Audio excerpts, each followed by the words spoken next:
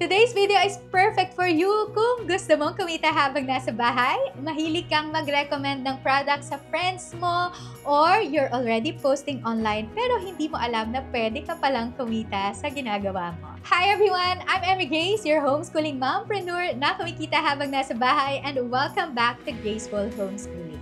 So, our topic today is how to earn 5,000 a month from Shopee Affiliate Program even if you're just starting. I know, minsan nakaka-overwhelm, no? Pag sinabing affiliate marketing, pero promise, it's not as complicated as it sounds. In fact, maraming mommies na sa community natin ang nagsimula lang with one link and now they're earning thousands a month. So, this video will give you a clear roadmap, a step-by-step plan na pwede mong sundan kahit part-time mo lang ginagawa ito. So, ang goal natin today ay matulungan kang maabot ang first 5,000 pesos mo sa Shopee Affiliate. One post, one product, one mommy story at a time. Kaya, let's start with phase 1. So, ito yung pinaka-importanting part sa journey mo, the setup phase. So, maraming gustong kumita online pero hindi nagtatagal kasi hindi nila siniseryoso yung first step. But if you treat this like a business from the very beginning, kahit maliit, mas malaki yung chance na mag-grow ito over time. So now, let's talk about the foundation. So sa phase 1, focus tayo sa learning and preparing. So here's what you need to do. Number 1 ay sign up for Shopee Affiliate Program. So I'll link the updated sign up guide sa description. So madali lang ito. Need mo lang ng Shopee account, email address, and payout method, and syempre, approval. Number 2 ay explore mo lang yung dashboard. So, pag na-approve ka na, you'll see your Shopee Affiliate dashboard. Dito mo makikita ang links mo, commissions, clicks, at earnings. So, spend time getting familiar with it. So, think of it as your mini business. Number 3 ay choose your first 5 to 10 products. So, maghanap ka ng products na ginagamit mo na, alam mong gusto ng kapwa mami mo, budget-friendly at useful. Pwedeng mga under 500 pesos. Yan yung mga pwede mong i-share. So, yung tip ko sa inyo ay use the search bar at check mo lang kung ilang sold na ang item para alam mong in demand ito. So, ang goal mo in phase 1 ay makapili ka ng 5 to 10 products at makagawa ka ng first affiliate post mo, even simple lang sa Facebook or sa IG. Remember, hindi mo kailangan magpakita ng face. So, you can share link with story or caption or kaya naman mommy tip of the day. Now, let's proceed to phase 2. So, dito na tayo magsisimula mag-share ng product recommendations. Pero don't worry, hindi mo kailangan maging influencer or content creator with a ring light setup. Ang goal natin dito ay makapag-create ka ng 5 to 10 content pieces ng products na napili mo sa phase 1. So, here are 3 types of beginner-friendly content na you can start with. Number 1 ay social media posts, Facebook, Instagram, or Facebook group. So, example, mommies, ito na ang pinaka-handy na label maker na gamit ko ngayon sa homeschool shelves namin. Super tipid at nakakatuwang gamitin. So, here's the link kung gusto nyo din i-check. Then, insert nyo lang yung affiliate link ninyo. Number 2 ay product flat lays with captions. Ilay nyo lang yung product flat on a clean table, mag-take ng picture, at mag-share ka lang ng tips. So like for example, if you're organizing your pantry, this 129 pesos rack is super helpful. Got mine sa Shopee? I-link ko lang ito sa comment section.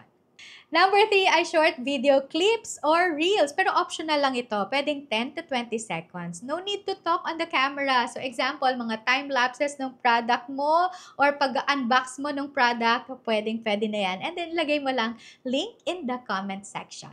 So, ang tip ko sa inyo ay mag-post kayo at least 2 to 3 times per week. So, yung goal natin for phase 2, by day 10, makapag-post ka na ng at least 5 affiliate posts across your social platforms. Don't worry about likes. Focus on building your content library and learning process. So, yung income will follow as you become more visible and consistent. Now that you've started posting consistently, yung phase 3 naman is all about stretching your content para mas maraming makakita, mag-click at bumili using your affiliate links. Kumbaga sa negosyo, nakapwesto ka na. Ang susunod nating hakbang ay paramihin ang dumadaan sa pwesto mo. So yung main goals of phase 3 ay i-increase yung visibility, improve yung clicks-throughs, encourage repeat buyers, at makapag-build ka ng community. So here's what you should focus on in phase 3. Number 1 ay mag-reply ka sa mga comments. So kapag may nagtatanong sa comment, sagutin mo. This boosts your content visibility. Number 2, create a top 3 finds or Budol of the Week series. So gumawa ka lang ng series na aabangan ng mga viewers mo. So halimbawa, top 3 Shopee finds for moms this week or homeschool tools under 200 pesos or ka naman back to school essentials from Shopee. So yung series equals anticipation equals loyal viewers. And syempre, bawat item ay lagyan mo siya ng affiliate link.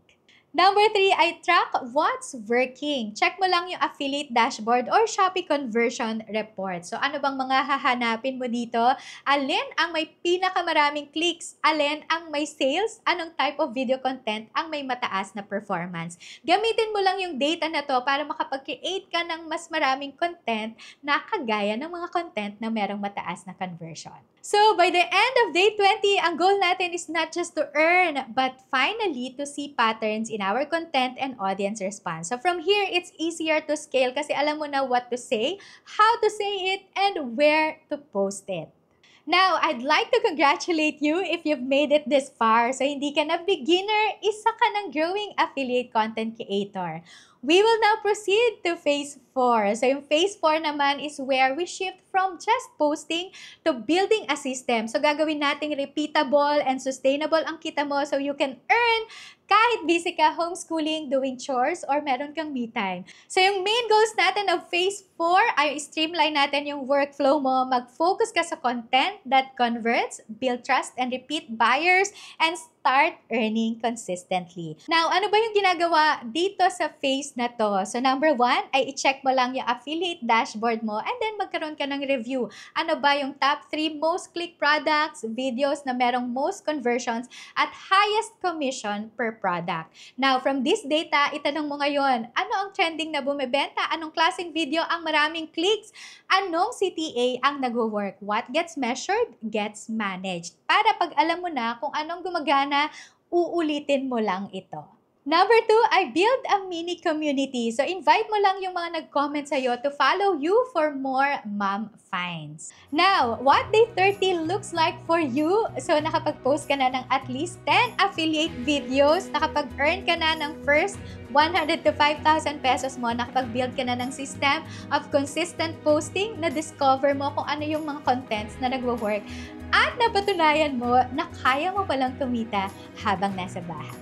So now that you know how to grow from 0 to 5,000 pesos a month sa pagiging affiliate, and it's just the beginning.